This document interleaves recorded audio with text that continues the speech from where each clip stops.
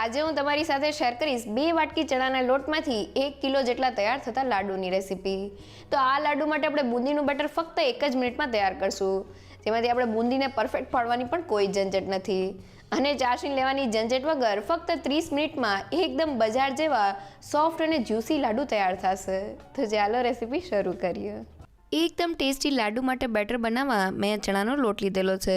તો ઘરમાં રહેલી વાટકીના માપથી 2 વાટકી જેટલો ચણાનો લોટ મિક્સર જારમાં એડ કરી દઈએ। સાથે લોટથી અડધું એટલે કે મેં 1 વાટકી જેટલું પાણી લીધેલું છે। હવે બધી જ વસ્તુને એકદમ સારી રીતે ગ્રાઇન્ડ કરી લઈએ।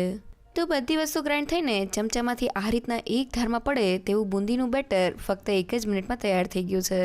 તો હવે તેને મિક્સિંગ બાઉલમાં કાઢી લઈએ અને હવે તૈયાર થયેલા બેટરમાં ફક્ત 1 મોટી ચમચેલું ગરમ તેલ એડ કરીને તેને સારી રીતે મિક્સ કરી લઈએ।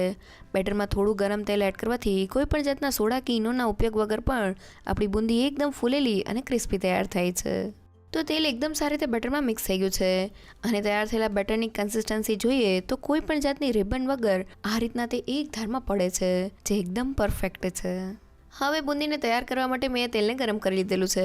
થોડું બેટર એડ કરીને ચેક કરીએ તો તમે જોઈ શકો છો કે બેટર તરત જ ઉપર આવી જાય છે, મીન્સ આપણું તેલ એકદમ સારી રીતે ગરમ થઈ ગયું છે। હવે બુંદીને તૈયાર કરવા માટે મેં મીડિયમ સાઇઝનો ચાયણો લીધેલો છે। તમે ઘરમાં રહેલો કોઈ પણ કાણાવાળો ચમચો લઈ શકો છો અને હવે ઊંધા કરેલા ચાયણા ઉપર બેટરને એડ કરી દઈએ। તો કાણામાંથી એકદમ ફટાફટ બુંદી ગરમ તેલમાં એડ થતી જાય છે। તેલનું ટેમ્પરેચર હાઈ હોવાને લીધે બુંદી એકદમ સરસ તેનું શેપ લઈ લે છે। તો કડાઈમાં સમાય તેટલી બુંદી એડ થઈ ગઈ છે। તો હવે ખમણીને લઈ લઈએ અને ઝારાની મદદથી બુંદીને બંને બાજુ ફેરવતા જઈને તળી લઈએ। તો લગભગ 2 મિનિટમાં જ આપણી બુંદી એકદમ સારી રીતે તળાઈને ક્રિસ્પી થઈ ગઈ છે। તો હવે તેને ઝારામાં લઈ લઈએ અને હવે બુંદીની બીજી બેચને તળતી વખતે ખમણીને આ રીતના પાછળના ભાગથી લોઈ લઈએ। હવે ઊંધી ખમણી ઉપર ફરી પાછું બેટરને એડ કરીને બુંદીને તેલમાં પાડી લઈએ। તો કડાઈમાં સમાય તેટલી બુંદી એડ થઈ જાય એટલે ખમણીને લઈને બુંદીને બંને બાજુથી તળી લઈએ। તો બુંદીની બીજી બેચ પણ એકદમ ફટાફટ તળાઈ ગઈ છે। હવે તેને ઝારામાં લઈ લઈએ। તો બેટરમાંથી ફક્ત 10 થી 15 મિનિટમાં બધી જ બુંદી તળાઈને તૈયાર થઈ ગઈ છે। એક બુંદીને હાથમાં લઈને જોઈએ તો એકદમ સરસ શેપ સાથે આપણી ક્રિસ્પી બુંદી તૈયાર થઈ છે। તો ફક્ત 10 થી 15 મિનિટમાં આપણી થાળી ભરીને બુંદી તૈયાર થઈ ગઈ છે। બુંદીનું બેટર બનાવતી વખતે 2 વાટકી ચણાના લોટ સાથે આપણે 1 વાટકી જેટલું પાણી લેવાનું છે। પાણીનું માપ ચણાના લોટ ઉપર ડિપેન્ડ કરે છે। શરૂઆતમાં આપણે 1 વાટકી જેટલું જ પાણી એડ કરીને બેટરને પીસી લેવાનું છે। પછી આપણે બેટરમાં જરૂર લાગે તો 1 થી 2 ચમચ જેટલું પાણી એડ કરીને તેને એડજસ્ટ કરી લેવાનું છે। બુંદીનું બેટર ચમચામાંથી એક ધારમાં પડે તેવું રાખવાનું છે। જો બેટર જાડું હશે તો બુંદી થોડી પૂંછડીવાળી પડશે। આ સમયે 1 ચમચ જેટલું પાણી એડ કરી લેવું અને જો બેટર પતલું થઈ ગયું હશે તો બુંદી થોડી ફ્લેટ થઈ જશે। આ સમયે થોડો ચણાનો લોટ એડ કરીને બેટરને પરફેક્ટ કરી લેજો। સાથે બુંદીને તેલમાં પાડતી વખતે આપણે તેલનું ટેમ્પરેચર એકદમ હાઈ રાખવાનું છે।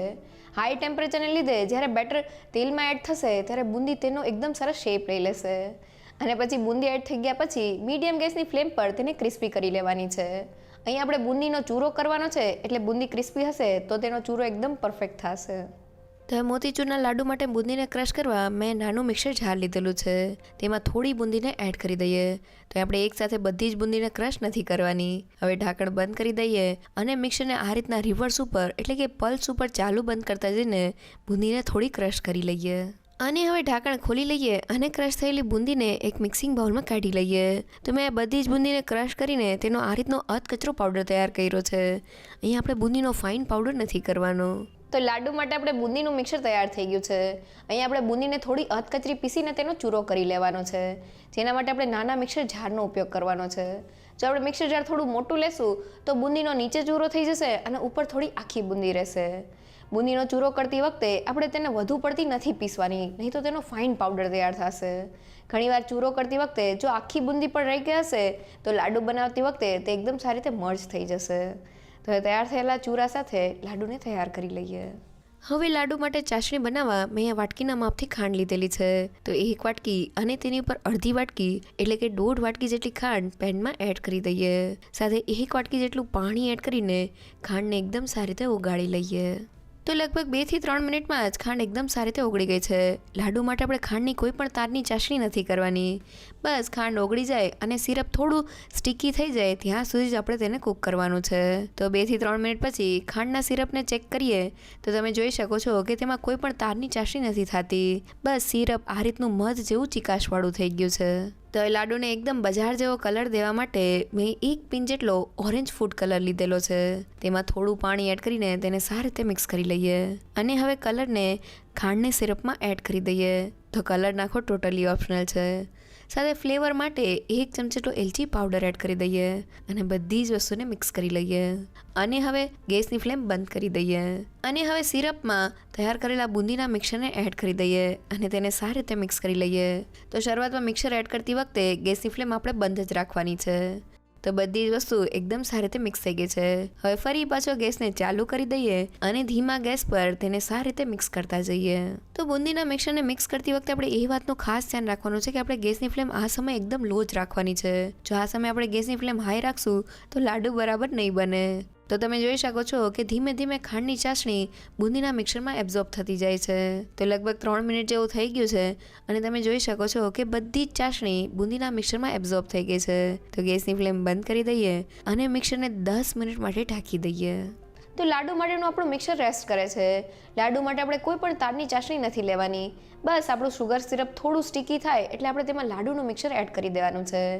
એકવાર લાડુનું મિક્સર એડ થઈ જાય એટલે ગેસની ફ્લેમ એકદમ લો કરીને આપણે મિક્સરને મિક્સ કરતું જવાનું છે.